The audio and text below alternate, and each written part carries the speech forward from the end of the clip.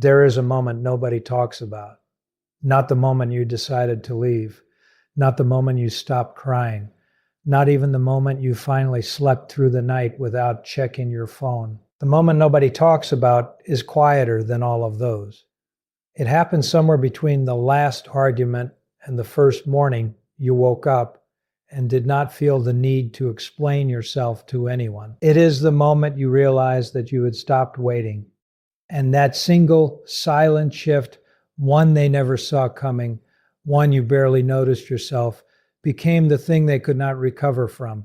Narcissists are not afraid of your anger. They have handled your anger before. They know what to do with it. They absorb it, redirect it, twist it back into evidence that you were always the unstable one, always the one who overreacted, always the one who made things harder than they needed to be. Your anger was actually useful to them. It confirmed the story they told everyone else.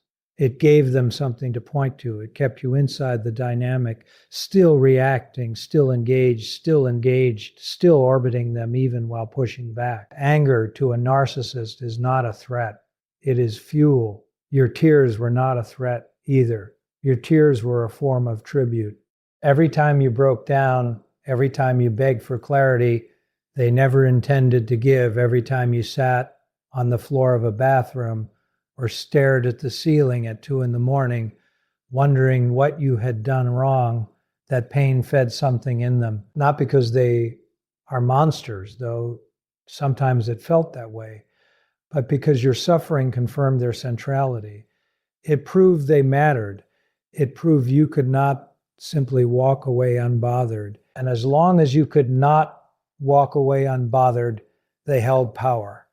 The relationship, even in its most painful form, was still a relationship. They were still the main character in your story, but something changed. And the change did not announce itself. That is what makes it so disorienting for them even now. There was no dramatic confrontation, no final speech where you laid out every grievance with perfect articulation. No door slammed hard enough to rattle the walls. The change came in slowly, the way light comes in through a window you forgot to cover. Gradual, quiet, and then suddenly undeniable. You stopped needing them to understand you. And once you stopped needing that, the entire architecture of the relationship had nothing left to stand on. Here is what they believed, and what every narcissist believes at the foundation of every relationship they enter. They believed the door was always theirs to control. Not just the decision to leave, but the decision to return. In their mental map of every relationship, they are the one who holds the key. They can walk out, they can come back, they can go cold and then warm again. They can withhold and then offer just enough to keep you in place. The relationship in their mind exists on a dial they control. Turn it down when they need space. Turn it back up when they need supply. And the person on the other side, you would always be there when they turned it back up, because that is how it had always worked before. What they never modeled, what they genuinely could not simulate in their mind, was the possibility that you would stop being there, not because you were angry, not because you had found someone else, not because you made a decision in a moment of pain that you would later regret and walk back, but because you had grown past the need for their dial entirely, because you had quietly and without ceremony unplugged from the system. When they reached out, and they did reach out because they always do, they expected to find the version of you they remembered, the version that was still raw, the version that still checked their social media at midnight, the version that would respond to a vague message about missing the good times with a flood of vulnerability they could then use to reestablish control. They reached out with the confidence of someone who has always found the door unlocked. And for the first time, the door was not just locked. The door was gone. You had not barricaded yourself behind it. You had simply moved to a place where that door no longer existed. That is what stops them. Not your strength exactly, though you are stronger now than you have ever been. What stops them is the absence of the game board. They came back to play and found that you had not just refused to play, you had cleared the table, folded it up, and put it somewhere they could not reach. And a player with no board is not a player anymore. They are just a person standing in an empty room holding pieces that no longer belong to anything. There is a particular kind of confusion that settles over a narcissist when this happens. It is not grief, though it can look like grief from the outside. It is not remorse, though they may perform remorse if they think it will work. It is a destabilization that goes deeper than either of those things, because grief and remorse are emotions that acknowledge the reality of another person. What a narcissist experiences when you truly stop engaging is something closer to an identity crisis. So much of who they believe themselves to be was defined in relation to your reaction, your pursuit of them, your fear of losing them, your hope that they would finally become the person you always believed they could be. When you remove all of that, when you stop pursuing, stop fearing, stop hoping, they lose the mirror. And without the mirror, they have to look at themselves with no filter. That is not something they are built to do. This is that part that takes time to understand, because from the inside, walking away does not feel like power. Walking away feels like exhaustion. It feels like surrender. It feels like grief for something that was never fully real, but somehow still managed to take years of your life. You did not walk away because you felt strong. You walked away because you had finally run out of reasons to stay that were not rooted in fear. And that distinction, leaving from awareness rather than from anger, is exactly what makes this time different from every other time you thought about leaving and did not. It is what makes it permanent. And somewhere in whatever they will never fully admit to themselves, they already know it. There is something they rehearsed, whether they knew it or not. Every time they pushed you away in the past, there was a script running underneath the surface, a quiet, automatic confidence that said they will come back. Not because they were certain you loved them, though they used your love as a tool. Not because they had earned your return, though they would frame it that way when it happened, but because you always had, because the pattern had repeated enough times that it had the weight of law behind it. You would pull away. They would let you maybe even encourage it, maybe even tell you it was for the best. And then after enough silence, after enough loneliness had accumulated in the space between you, you would soften a message, a question that sounded casual, but was not, a reason to be in the same orbit again. And the cycle would restart, always slightly more in their favor than the last time, because each return quietly confirmed the thing they most needed to believe, that they were worth coming back to no matter what they had done.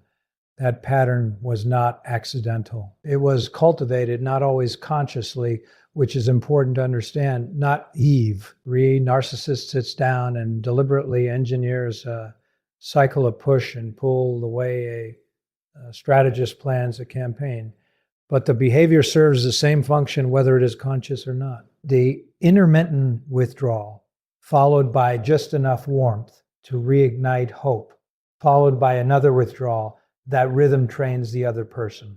It conditions them to work harder for moments of connection, makes ordinary kindness feel like a reward.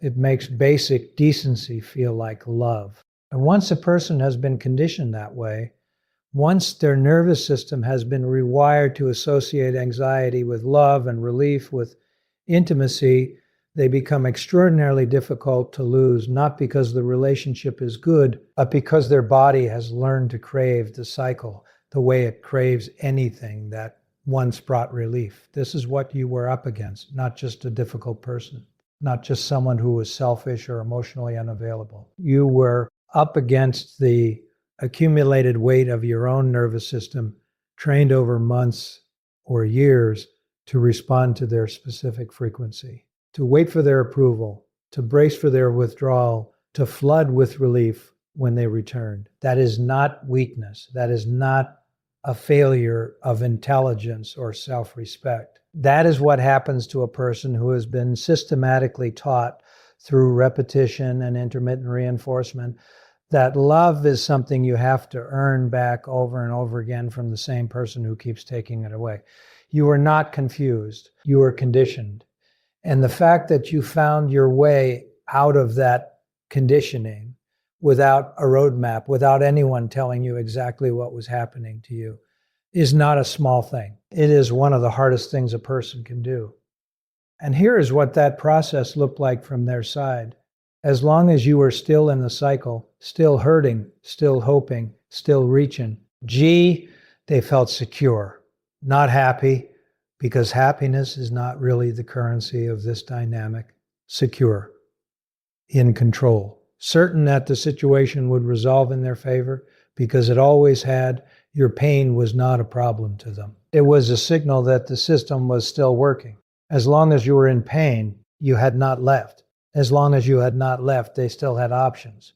They could ignore you for another week and then reappear with just enough affection to reset the clock. They could criticize you until you were small enough to feel grateful for their presence.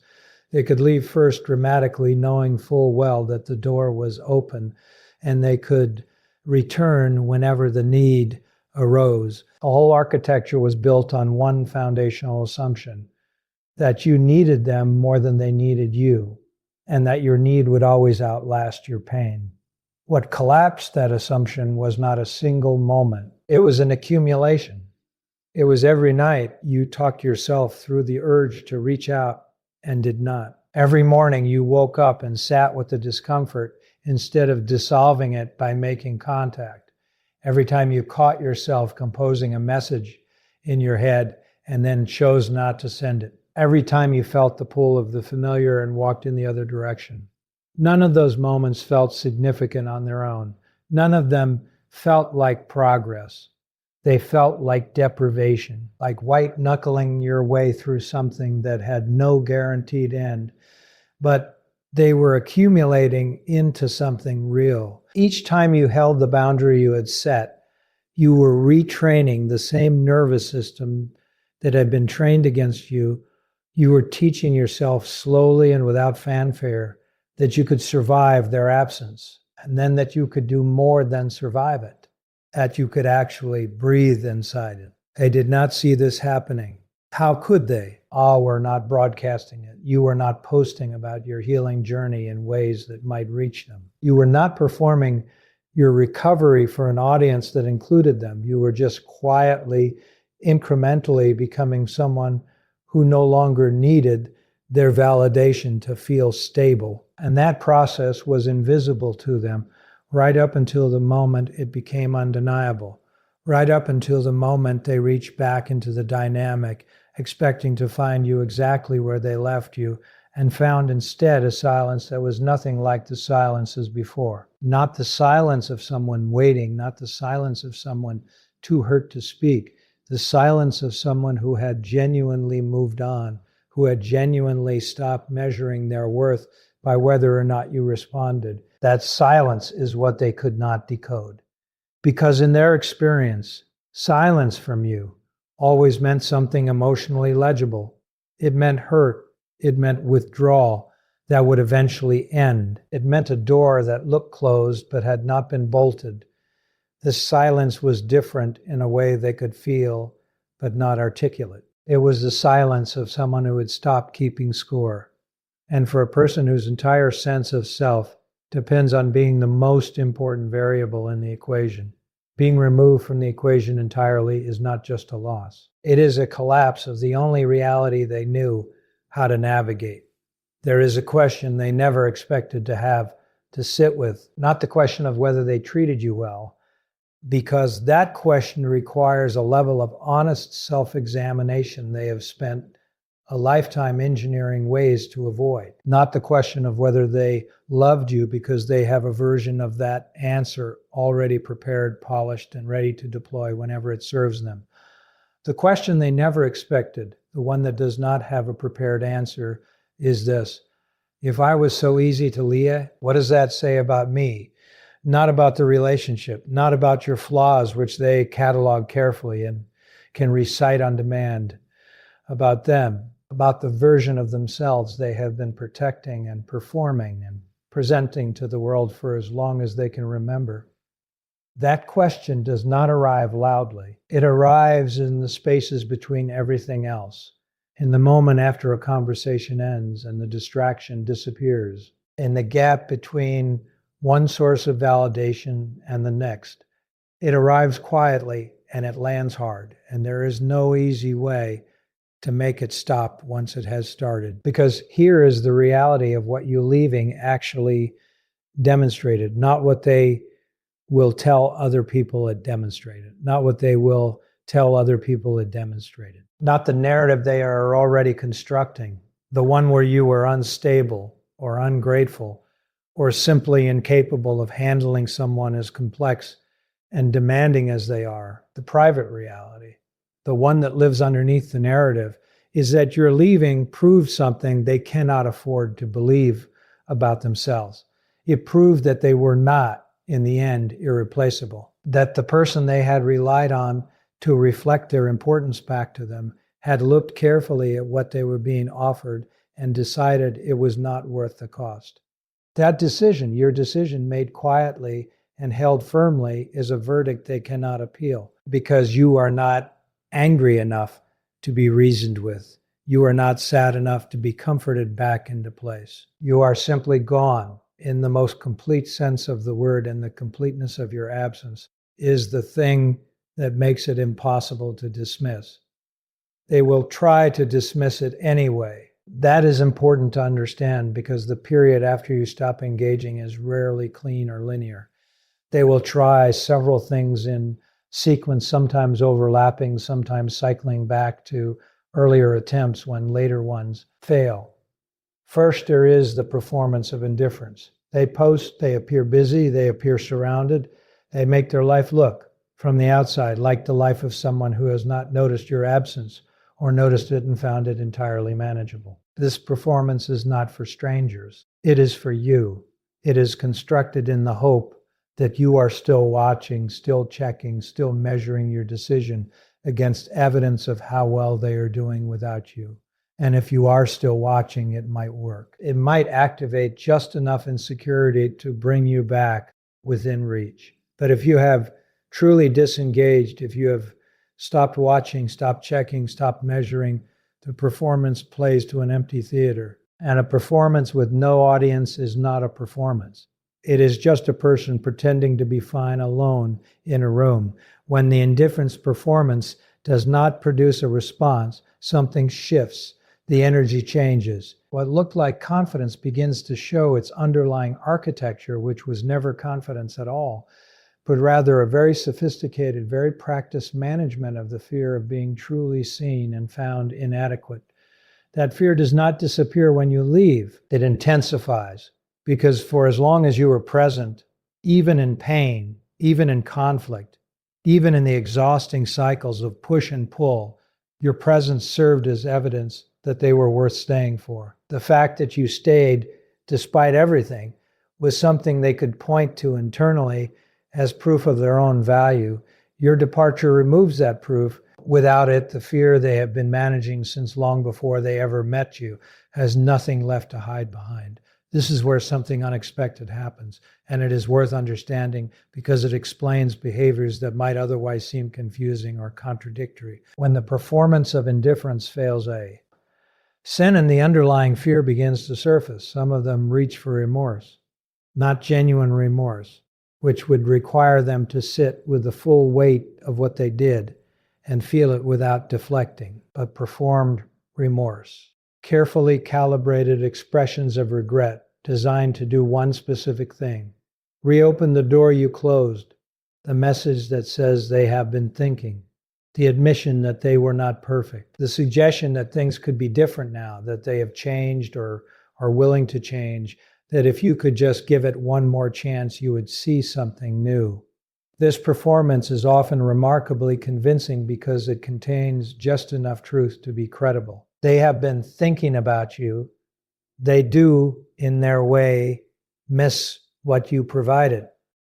And in moments of genuine desperation, they may even touch briefly on something real before the self-protective instincts pull them back into performance mode. What they are banking on in these moments is the version of you that existed before, the version that was still holding on to hope that they would change, the version that interpreted any sign of softness as evidence that the person you believed them to be was in there somewhere, just waiting for the right conditions to emerge. That version of you wanted so badly to be right about them, wanted the investment of time and emotion and patience to pay off in the form of the relationship it was always supposed to be. And that want was real, and it was not foolish, and it does not make you naive that you held on to it for as long as you did. But that version of you made a decision at some point, not dramatically, not with a speech, but quietly and completely, to stop waiting for a return on an investment that was never going to come. And the version of you that exists now is not available to be reached by the tools that worked on the version that can be. What they are confronting in the end is not your strength. People can find ways to undermine strength. They cannot undermine clarity. And what you have now, after everything, is clarity, not the brittle, defensive clarity of someone who has decided to be done because they are afraid of being hurt again. The deep settled clarity of someone who has seen the full picture, integrated what it means, and made peace with a reality that is not what they hoped for, but is finally true. That clarity does not need to be defended. It does not need to be explained or justified or protected from their attempts to reframe it. It simply exists the way a fact exists, indifferent to whether anyone agrees with it or not. And that indifference, that complete absence of need for their acknowledgement, is the one thing they were never equipped to handle. There is a kind of freedom that does not feel like freedom when it first arrives. It feels like emptiness. It feels like the strange, disorienting quiet of a house after years of noise, where the silence itself takes getting used to because your nervous system had reorganized itself entirely around the presence of sound. You had spent so long bracing for the next shift in their mood, for the next withdrawal, for the next version of the same conversation that never resolved into anything, that the absence of all that bracing left a space you did not immediately know how to fill. And in that space, in those early days and weeks of genuine disengagement, it would have been easy to mistake the emptiness for evidence that you had made the wrong choice. It would have been easy to interpret the quiet as loss rather than as the first condition of something entirely new. That misreading is something they were counting on, not strategically, not with a plan written down somewhere, but in the same automatic way they had always counted on the weight of the familiar to pull you back. They understood, even if they could not have articulated it, that the transition out of the dynamic is its most vulnerable point, that the period right after a person decides to leave, before the clarity has fully settled, before the new patterns have had time to establish themselves, before the nervous system has recalibrated to a baseline that does not include constant anticipation of their next move. That period is when people go back, not because going back is the right decision, but because the discomfort of the new is unfamiliar, and the discomfort of the old, as destructive as it was, at least had a shape they recognized. At least they knew how to survive it. The new discomfort had no map, but you did not go back. And that decision, not the initial decision to leave, but the quieter, less celebrated decision to stay gone through the hardest part, is the one that changed everything. Because surviving the transition is where the real work happened, not the dramatic work of the ending, which had its own momentum and adrenaline and sense of finality. The unglamorous daily work of choosing not to reach out when every conditioned instinct was telling you to, of sitting with the discomfort long enough to discover that it had an edge, and that the edge had an end, and that on the other side of it was something that bore no resemblance to the emptiness you had feared. What was on the other side was ground, solid, quiet, genuinely yours, ground, a version of your own life that did not have their approval built into the foundation as a load-bearing wall. That is what they look at now from whatever distance your disengagement has placed between you and cannot fully process. Because the person who left was someone they believed they understood. They had a model of you built from years of observation, your patterns, your fears, your particular combination of hope and loyalty that made you stay long past the point where a person with different conditioning would have walked. They knew which levers to pull. They knew what moved you, what scared you, what made you reach toward them, even after they had hurt you. That model was their primary tool for managing you, and they trusted it the way a person trusts a map they have used 100 times without it failing them. What they did not account for was the possibility that you could become a different person than the one the map described. That the territory could change so fundamentally that the map became not just inaccurate, but irrelevant. You are not who they mapped. That is not a performance. That is not a strategy you deployed to unsettle them, though it does unsettle them profoundly. It is simply what happens when a person stops organizing their life around someone else's needs and begins carefully and without rushing to organize it around their own. The interests that had gone quiet during the years of managing them begin to reassert themselves. The friendships that had slowly contracted under the weight of the dynamic begin to expand again. The particular quality of attention you have, the depth of it, the genuine care in it, the way you notice things and hold things and show up for people, that quality which had been funneled almost entirely into someone who never properly received it, begins to land in places that receive it fully. And something starts to grow in those places, slowly at first, almost imperceptibly, and then with a momentum that begins to feel, for the first time in longer than you can clearly remember, like your actual life rather than a recovery from someone else's. They sense this. They may not see the specifics, but they sense the direction of the change, and the direction is away from them. And it is not temporary. The versions of you that stayed were always on some level still oriented toward them, even in pain, even in anger, even in anger, even in the moments of clearest vision about what the relationship actually was. The orientation toward them was so deeply built into the structure of your daily experience that removing it felt at first like removing something essential. What you discovered on the other side of that removal was that it was not essential at all. It was a weight you had been carrying so long you had mistaken it for part of your own body. And setting it down did not diminish you. It returned you to a version of yourself that was more fully present, more genuinely grounded, more capable of the kind of connection that does not require you to make yourself smaller in order to maintain it. This is the thing they cannot believe and cannot accept and cannot find a way to reframe that makes it bearable. Not that you left. Leaving in their narrative can be made into your failure, your instability, your inability to handle the complexity of who they are, but that you left and became more. That the relationship they held over you as proof of your worth, the relationship they implied you would fall apart without, the relationship they used as the primary evidence that they were essential to your survival. That relationship in its absence turned out to be the thing that had been holding you back, that its ending was not your diminishment, but your expansion, that the person standing on the other side of it is quieter than before. Yes, and more careful about where they place their trust. Yes, but also more whole, more honest, more present inside their own life than they ever managed to be while they were busy trying to earn a place inside someone else's. You did not do this to hurt them. That is perhaps the final thing they cannot absorb. There was no revenge architecture underlying your decision, no careful plan to make them feel the weight of what they lost.